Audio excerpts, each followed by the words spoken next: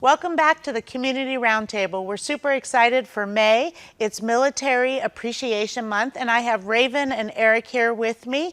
And I just want to kind of get the conversation rolling a little bit.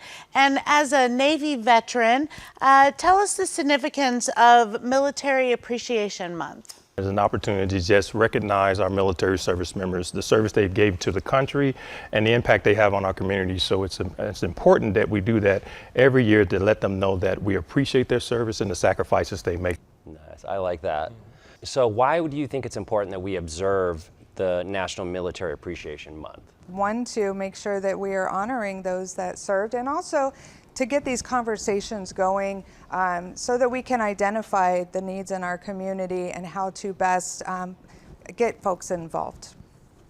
Yeah, how do you feel the public can best support our active duty members of the military? I think what the public can do is just recognize the service of our service members. Nothing like saying thank you for your service. And then again, providing opportunities. I know we have nonprofits out here and other organizations that can provide opportunities to support veterans, military personnel, and their families. Yeah, there are many ways to support our active duty military, whether that's getting involved with a nonprofit, getting involved with a nonprofit such as MilVet that sends military care packages. They can write a letter, you can donate items, or just come together with the community to pack a box for our deployed service members. What are some things like when you get into like some of the healthcare issues? So understand the intricacies around the medical support for them as well. So as we work through veterans transitioning out of the military or active duty, one of the things is making sure they're connected to mental health. I think that's a real area where we can actually really focus in and make sure the services that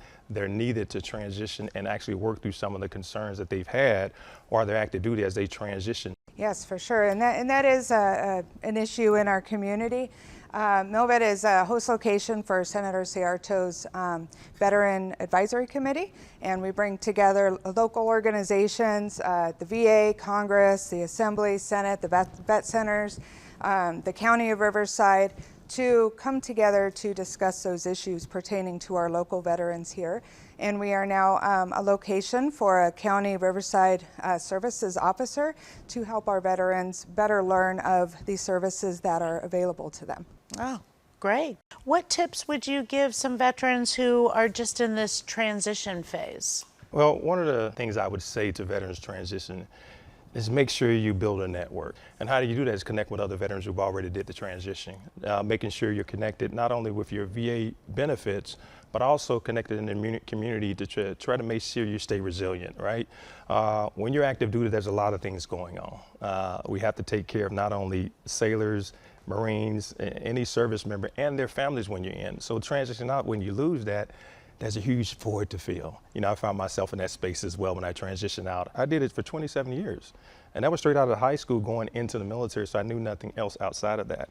Well, this has been very informative, and I want to thank you both for being here on the Community Roundtable, and thank you very much for your service and your husband's service. And so with that, let's appreciate everyone as we roll through this month of May. We have Memorial Day coming up, and we wish you all a great holiday, but thank someone who has served for our country and served for us. So we'll see you next time on the Roundtable.